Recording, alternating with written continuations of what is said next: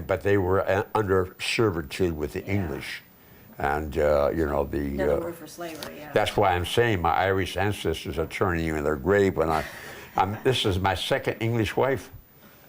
But when I get up and knock on the holy gate, St. Patrick will say, go to hell. And God said, he's already been there. He's supporting 2 English wives. We're giving him a break. My wife says, shut up, don't tell the story again. Yeah. Oh, she loves it. But if you guys are over there, when we're there from... April 1st to October 2nd. yeah, let me write it down for you, and I get I went to this affair the other day. What's interesting about that, the 2-star general was an African American. When I went in the Marine Corps, there were no African, you know that. There were no women. Buffalo. There were no women in the Corps. Yeah. When I was in the hospital, I was borrowing uniforms to go on liberty because I had no clothes. And they finally going to issue me a uniform, so I went over to San Francisco, and I was supposed to report to a First Sergeant Jones. And there was a row of file cabinets, and I saw this woman head. I said, hey, girlie, where can I find First Sergeant Jones? She walked around, she says, I am First Sergeant Jones. Christ almighty.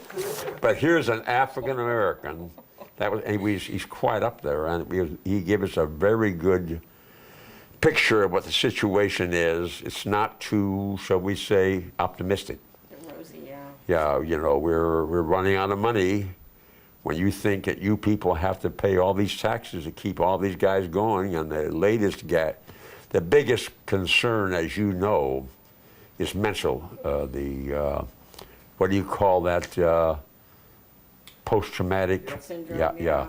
In fact, a guy wrote a book about that, and they mentioned me in the book. Somebody gave my name or something, I don't know about, you know. But yeah, the biggest thing today is that we never experienced, the shock of seeing families wiped out. See, as you probably know, according to the International Red Cross, when we invaded against the advice of Hans Blitz, the man with a group that traveled all over Iraq, saying there is no evidence we invaded. The average death toll, according to the International Red Cross, was 22 a month. 22 a month for all of Iraq. Hell, we can do that well here on a good weekend in the Bay Area, see?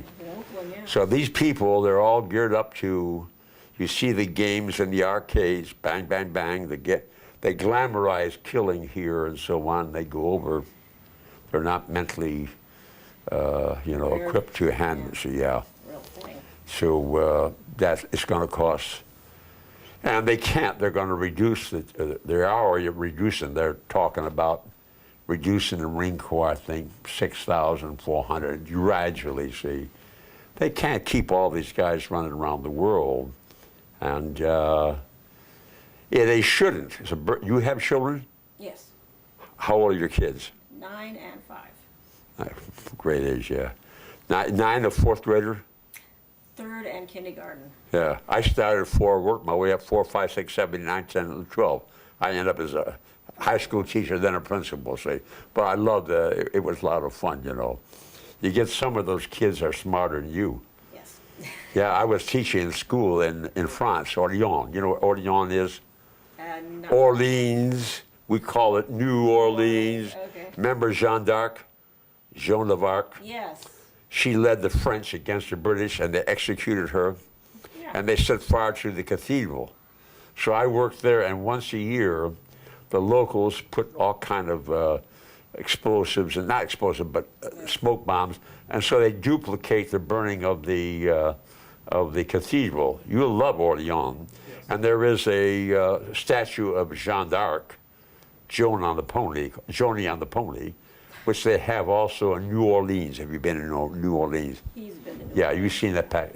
Then they also had a goddess, Greek goddess, come out of the pond, and they call her, she was bent over, they called her Dottie on the Potty, the Americans, see. But yeah, I had a class there, I was doing, I think, 8th grade, and a woman came in and she said, could you take my son in your class? He was about 3 years younger. I said, will he be comfortable? She says, he's not comfortable now. He said, I talked to the principal. I said, okay. That was the sharpest goddamn kid I ever, I remember when Dad was in front of the blackboard discussing the theory of relativity, the kids were like this. I used to call him Professor. I says, Professor, you know what I'm talking about? He says, yes, sir. Get up, tell him. And yeah, one time we had a piano there. The film broke on the camera, and there was a poor little girl in the class, shy. I knew she played the piano, so I said, would you come up, Shirley, and play for us? Yeah, she played cheap. So I said, Professor, you play the piano? Yes, sir. He was 9 years old. I said, get up here. Dum, dum, dum, dum. I said, get out of my class. Yeah, it's an embarrassment. Some kids, like, remember Shirley Temple? Have you seen on the TV recently? That kid was brilliant. Have you seen that little Jackie, what's her name? Oh, the singer. Oh, God. Yeah. 11 years old. Yeah. My God, yeah. I lived and worked in Italia. I went to the opera with kids and so forth. This girl is doing it just like the opera. I mean, your mouth, 11-year-old. She's so sophisticated. Her lips quiver. And then when she gets through, she's a little girl again. Yeah. Wow. Like being possessed, huh? Boy, she got it up there in the recess, But she's singing it in Italian. Yeah. Then she's singing also in Latin. I used to sing Latin as a kid in Catholic school. See? I think her mother's off stage singing it for her. Yeah. Because it sounds like an adult. And yet she's so sweet and mild. I've never seen that. Even Shirley Temple was absolutely out of this world. But you get kids like that in school, When I was teaching, I was teaching seniors. I had 4 classes, 1 juniors. I used to tell the kids that come to class, I says, I'm not going to flunk you. I'm not going to let you flunk. But I said, I want you to look at me and pretend like you're interested, even though you're bored shitless, I said. And I gave him mirrors, and I showed him how to look interested. I said, this will get you extra grades in all your classes. Don't sit like that. Go like this, meditate and ponder. And they're all acting, you see. And I said, for God's sake, don't show it you're more intelligent than me. I'm the laughing stock of the teacher's lounge. I only had a year and a half of high school. I got kicked out. Yeah, I was asked to leave Chicago. Yeah. You're asked to leave? Yeah. Well, Chicago, they had these gangs. And there was a notorious gang called the Egan Rats. They were hitmen. Wow. You had Italian, Polish, Jewish, and Irish. I don't know when you joined them. Fighting for terror. See, I live only 4 blocks from where the St. Valentine's Day massacre took place. See, around us we had nothing but houses of disrepute, nightclubs. But luckiest kid you ever met. Next door was the Club de Liza. You like music? Mm-hmm. Second owner to the Cotton Club in New York. Mm. We had no air conditioning. We're in a tenement building. The windows open, and I'm laying back there. I could hear them. Wah, wah, wah, wah. Oh, Jesus Christ. I was in the 7th heaven, see. But then this damn gang came out on a radio program. We didn't have TV. And every time something happened in this high school, which was a rough school, they thought some idiot, they passed a paper around at assembly. And then I signed my name, and then I passed it along. And then some jackass at the end put down the Egan Rats and put nicknames after them. Every time something happened in school, I was dragged in. They assumed that I was part of the Egan Rats. I had to get out of town. And that's why you joined the Marine? Well, yeah, nobody else would have me. Yeah. And then I didn't like school. Were you a good student? Average. Yeah. At best. Yeah, I'll finish with this story. This is a funny story you ever heard. I was taking algebra, and she got rid of me, put me in geometry. And I was drawing, I like to draw pictures. And I didn't hear her coming down the aisle. And her name was Miss Cuntaker. And she grabbed me by the ear and says, you are a stupid, silly boy, time waster. You remind me of another stupid, moronish boy I had in my class. All he did was draw rats and cats. His name was Walter Disney. That's right, Chicago, McKinley High School, back in the 30s. I never forgot that. Every time I go see a Felix the Cat and Mickey Mouse. And he started the whole thing, you know. It was the good old days in Chicago. But I had to leave, see.